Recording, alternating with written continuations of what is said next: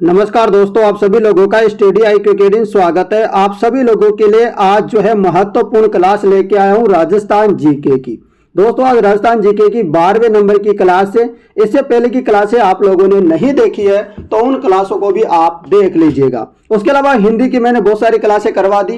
Computer की मैंने कल एक क्लास ली थी नए साल के दिन, आप लोगों ने देखा भी होगा। नहीं देखा है तो उस क्लास को भी जरूर देख लेना। और कल के लिए आपके लिए एक बड़ी घोषणा आज करने वाला हूं। कल से 2 क्लासें होगी और कब कब होगी ये अंत में मैं आपको बताने वाला हूं। और इसकी पीडीएफ आपको कहां से मिलेगी? कल की पीडीएफ आपको मिल गई होगी। ठीक है दोस्तों, चलिए शुरुआत करते हैं पहले क्वेश्चन से। ये रहा महत्वपूर्ण पहला क्वेश्चन और आज की क्लास में 40 क्वेश्चन होंगे। चलिएगा, मुगल सम्राट की आज्ञा अनुसार राजपुताना में शहरी पदाधिकारियों द्वारा जारी किए जाने वाले कागजात क्या कहलाते थे? बताओ। मुगल सम्राट की आज्ञा अनुसार राजपुताना में शहरी पदाधिकारियों द्वारा जारी किए जाने वाले जो कागजात हुआ करते थे उनको क्या कहते थे? तो उनको कहते थे हस्बुल हुक्म। क्या कहते थे? हस्बुल हुक्म कहा करते थे। अगला प्रश्न, सूरसेन जनपद में सम्मिलित भूभाग का था। बताओ, आपको बताना है सूरसेन जनपद सम्मिलित भूभाग था। अपने जो पूर्वी राजस्थान की एरिया है वही था। अब उस कौन सा है आप अच्छे से समझ गए होंगे। पूर्वी का लिखते ही आपको एक ही जगह दिख रही होगी यहाँ पर ऑप्शन में, वो दिख रहा है भरतपुर, धौलपुर, करौली। यह सूरसेन जनपद में सम्मिलित भूभाग था राजस्थान का। हल्दी घाटी युद्ध को बदायूं ने किस युद्ध का नाम दिया? हल्दी घाटी को अलग अलग प्रकार से जाना जाता है, तो हल्दी घाटी के युद्ध को बदायूं ने क्या कहा? जैसे कर्नल जेम्स टोड ने अलग बात कही, अबुल फजल ने अलग बात कही। तो जैसे ही आपको याद रखना है कि बदायूं ने हल्दी घाटी के युद्ध को क्या कहा? तो इन्होंने कहा था गोगुंदा का युद्ध। हल्दी घाटी के युद्ध को गोगुंदा का युद्ध कहा। और हल्दी घाटी का युद्ध कब होता है? 1576 को। कब? 1576 को। कोई बुक में 18 जून 1576 मिलेगा तो कोई बुक में आपको 20 जून लिखेगा। तो आपको तो डेट ही पूछी नहीं जाती है। सबसे ज्यादा जो इंपोर्टेंट जो पूछा जाता है वो 1576 वाला सन पूछा जाता है कि युद्ध कब हुआ था। ठीक है ना। मालवा में सर्वप्रथम मराठा आक्रमण कब हुआ? तो आपको याद रखना है कि मालवा में सर्वप्रथम जो मराठाओं का आक्रमण हुआ था वो मराठाओं का आक्रमण कब हुआ था? तो ये 1699 में मालवा में सर्वप्रथम किसका? मराठाओं का आक्रमण हुआ 1699 में। नेक्स्ट क्वेश्चन, शाहजहां के बेटे दारा सिकोह का जन्म कहां पर हुआ था? राजस्थान में। कौन से दुर्ग में हुआ था? दोस्तों क्वेश्चन कैसे लग रहे हैं आप लोगों को? बहुत सारे जैसे बच्चे मुझे बता रहे थे कि सर आपकी क्लासें बहुत ही अच्छी लग रही है हमें, तो उन सभी विद्यार्थियों को मेरी तरफ से बहुत बहुत धन्यवाद। मैं रोजाना आप लोगों के कमेंट देखता हूं और आपको देखता रहता हूं कि कौन बच्चा सबसे ज्यादा पढ़ रहा है और कौन बच्चा नौकरी लग सकता है, कौन नहीं। तो मतलब अभी मुझे लग रहा है कि बहुत सारे बच्चे ऐसे हैं जो लगातार रोजाना क्लासें देख रहे हैं, क्योंकि उनके कमेंट रोजाना आ रहे हैं, मतलब वो रोजाना क्लास देख रहे हैं। बहुत अच्छा दोस्तों, आप इसी प्रकार लगे रहो अंत तक। बताओ, दारा सिकोह का जन्म कौन से किले में हुआ था? बहुत ही बढ़िया, तारागढ़ दुर्ग जो अजमेर में है, इसी में दोस्तों दारा सिकोह का जन्म हुआ था। नेक्स्ट क्वेश्चन, सुमेलित नहीं है वो आपको बताना है। इधर दे रखी मस्जिद या दरगाह, इधर दे रखा है स्थान। बताओ कौन सा सुमेलित नहीं है? बताइए। जवाब हो जाएगा इकमीनार मस्जिद जोधपुर में, सही है। ओसा मस्जिद बयाना में। नलिस्यार मस्जिद कहां पर है? बताइए। सांबर में। परंतु पीर दुले शाह की दरगाह आपके जालौर में ना होकर के पाली में है। कहां पर है? पाली में है मित्रों। याद रखिएगा कि पीर दुले शाह की दरगाह कहां है? ये पाली में है। नेक्स्ट क्वेश्चन, दयाबाई सहजोबाई का संबंध किस संप्रदाय से रहा है? दयाबाई और सहजोबाई का संबंध आपको याद रखना है चरणदासी संप्रदाय से रहा है। और इनके जो गुरु थे वो चरणदास जी थे। और आपको याद रखना है कि सहजोबाई, दयाबाई और चरणदास जी का संबंध मेवात क्षेत्र से है, यानी कि अलवर भरतपुर से है। और इनकी प्रमुख पीठ है दिल्ली में। कहां पर है? दिल्ली में प्रमुख पीठ है, ये भी आप लोग याद रखना। राजस्थान में थेवा कला का संबंध रहा है। राजस्थान में जो थेवा कला का संबंध रहा है वो रहा है प्रतापगढ़ से। अभी नए जीके के क्वेश्चन नहीं आएंगे, मैं पहले बता रहा हूं। अभी आप बिना वजह नए जीके के चक्कर में मत पड़ना, ठीक है ना, क्योंकि अभी तक कोई क्वेश्चन नहीं पूछा गया है। केवल एक क्वेश्चन आया है कि सेकंड ग्रेड में पूछा गया था अभी हाल ही में जो पेपर हुआ था कि देवमाली जो स्थान है जो अभी पर्यटन की दृष्टि से जाना जा रहा है वो कहां पर है, तो वो बयाना में है। बस एकमात्र क्वेश्चन पूछा गया है अब तक की जितनी परीक्षाओं में। इसलिए आप लोग अभी नई जीके के चक्कर में तो पढ़ो मत, और अभी से तैयारी में पुरानी जीके को ही लगे रहने दो। निम्न में से कौन सी रचना ईश्वरदास की नहीं है?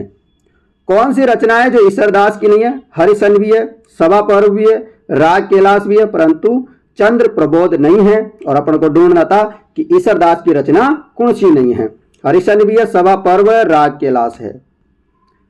नेक्स्ट क्वेश्चन,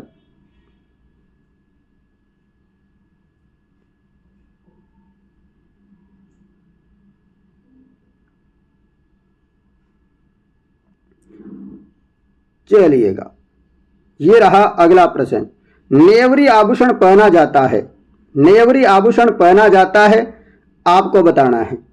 नेवरी आभूषण, नेवरी को कहां पहनते हैं? तो नेवरी को आभूषण को जो पहना जाता है वो पांवों में। गोरहारी, डांगुरी, खंडारी, इनका संबंध किससे है ये आपको बताना है। तो इनका संबंध है दुर्पद गायकी से। गोरहारी, डांगुरी, खंडारी, इनका संबंध हो जाएगा दुर्पद गायकी से। अगला प्रश्न, आधुनिक राजस्थान का निर्माणकर्ता किसे कहा जाता है? आधुनिक राजस्थान का निर्माणकर्ता कहा जाता है मोहनलाल सुकाड़िया को। किसको कहा जाता है आधुनिक राजस्थान का निर्माणकर्ता? मोहनलाल सुकाड़िया को कहा जाता है। राजस्थान के लौह पुरुष के नाम से किसे जाना जाता है? आप सभी को पता होगा, बहुत ही अच्छा क्वेश्चन है और बहुत एग्जामों में आ भी रखा है। तो दामोदर लाल व्यास क्या हो जाएगा? राजस्थान के लौह पुरुष। राजस्थान के 5वें पुत्र आपको पता है जमनालाल बजाज है। मीणा क्षेत्रीय सभा की स्थापना की गई थी, बताना है आपको। मीणा क्षेत्रीय सभा की स्थापना की गई थी 1933 में। मीणा क्षेत्रीय सभा की स्थापना की गई थी। नेक्स्ट क्वेश्चन, आजाद मोर्चा की स्थापना किसने की? आजाद मोर्चा की स्थापना किसने की? तो आपको याद रखना है बाबा हरिश्चंद्र ने। आजाद मोर्चे की स्थापना की थी बाबा हरिश्चंद्र ने, ठीक है। और ये कब किया गया था? जब क्रांति हो रही थी तब इसकी उद्घाटना की गई थी। वाल्टर ने राजपूत हितकारिणी सभा की स्थापना कहां की? आपको बताना है कि वाल्टर ने राजपूत हितकारिणी सभा की स्थापना कहां की थी। तो ये हो जाएगा अजमेर में वाल्टर ने राजपूत हितकारिणी सभा की स्थापना की। नेक्स्ट क्वेश्चन, हरिजन सेवा संघ की राजपूताना शाखा का अध्यक्ष किसे मनोनीत किया गया? हरिजन सेवा संघ की राजपूताना शाखा का अध्यक्ष किसे मनोनीत किया गया? इसका जवाब भी हो जाएगा हरविलास शारदा को हरिजन सेवा संघ राजपूताना शाखा का अध्यक्ष बनाया गया। और यह शाखा कहां पर है? तो ये आपको याद रखना है। कहां पर है बताओ? अजमेर में कहां पर है? कमेंट करके बताओ मुझे फटाफट, ठीक है ना। जल्दी से बता देना आप कमेंट करके, देखता हूं कौन कौन विद्यार्थी बताता है। कौन सा कूट सुमेलित नहीं? इधर दे रखा है नृत्य, इधर दे रखी है जाति। जाति और नृत्य जो मिलान नहीं करता है वो आपको बताना है। जैसे राय नृत्य जोधपुर का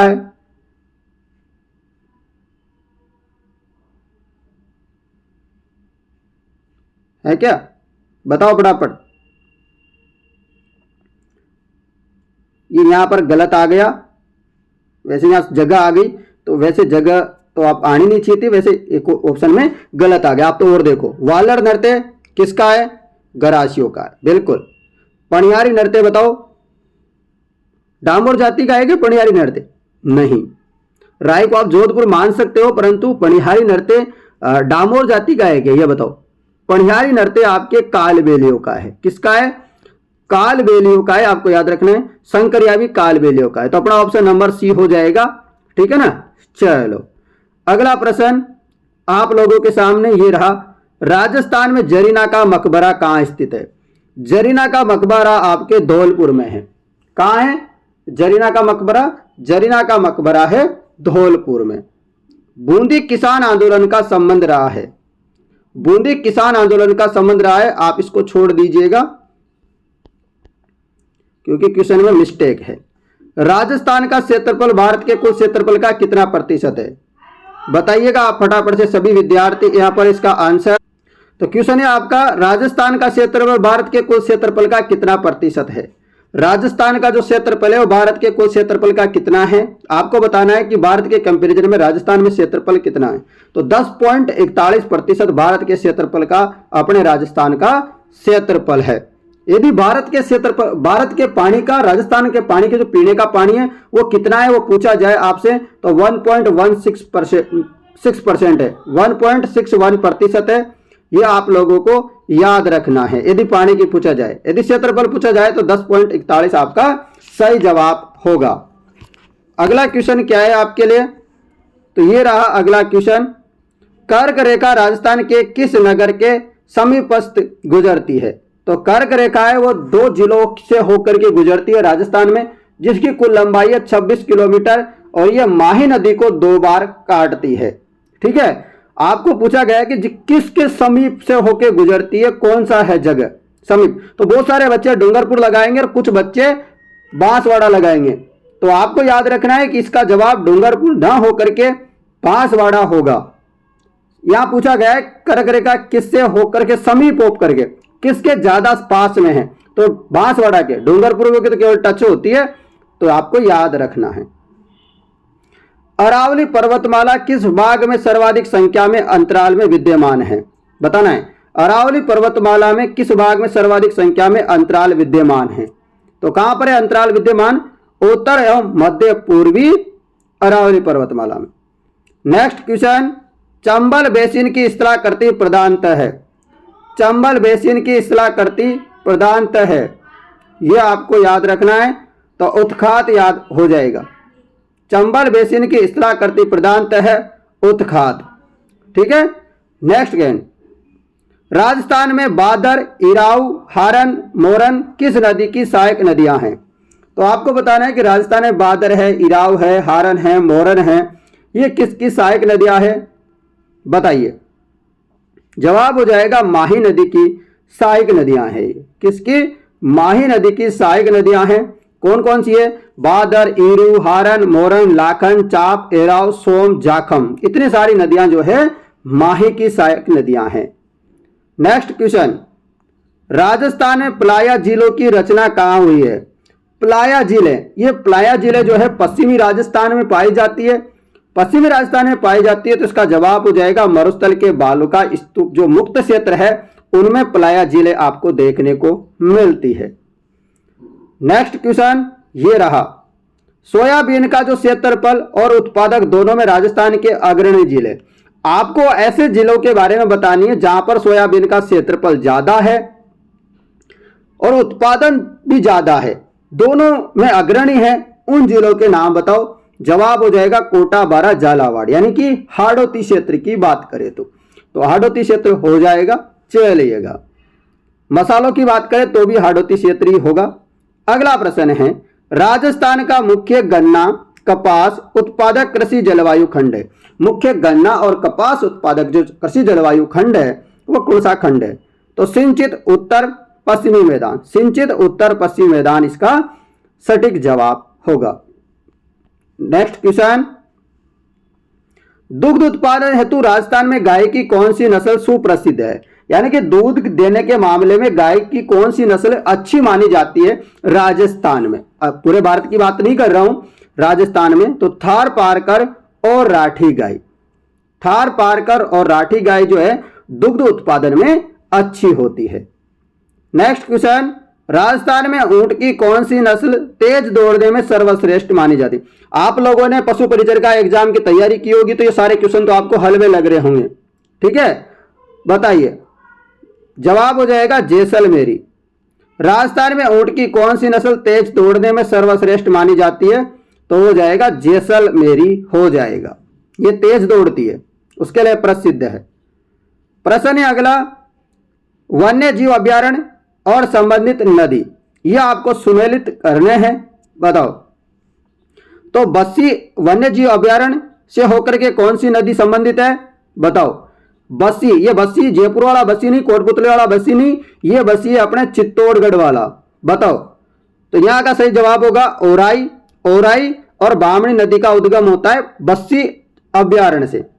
भैंसरोडगढ़ से कौन कौन सी नदी है? तो भैंसरोडगढ़ से हो जाएगा चंबल और बामणी। भैंसरोडगढ़ कहाँ है? चित्तौड़गढ़ में।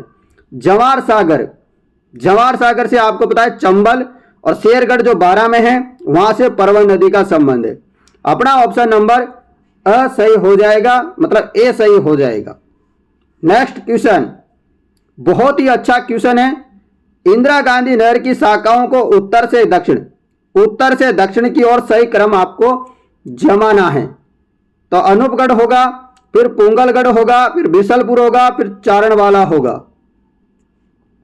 तो ये आप लोग याद रखना, अनूपगढ़, पुंगलगढ़, बिरसलपुर और चारणवाला। ठीक है ना? चलो नेक्स्ट क्वेश्चन। ये सोम, कमला, अंबा, सोम, भादर वगैरह वगैरह मैंने सारे क्वेश्चन करवा दिए कि 3 ऐसे क्वेश्चन है सोम से संबंधित। ये आपको हमेशा कंफ्यूजन करते हैं। तो आपने पहले वाली वीडियो नहीं देखी है तो आप अपनी जो एग्जाम में क्वेश्चन आएगा तो वहां गलत कर बैठोगे। इसलिए आप पूरी की पूरी वीडियो देखो मेरी, आपको अच्छे समझ में आएगा। हर एक टॉपिक को क्लियर कर रहा हूं मैं। सोम हो गया, कमला हो गया, अंबा हो गया, सिंचाई परियोजना का संबंध किस जिले से है? तो इनका संबंध डूंगरपुर से है। ठीक है ना? चलो, राजस्थान की किस झील को रामसर आर्द्रभूमि सूची में शामिल किया गया? रामसर आर्द्रभूमि में 2 जगह शामिल है राजस्थान की।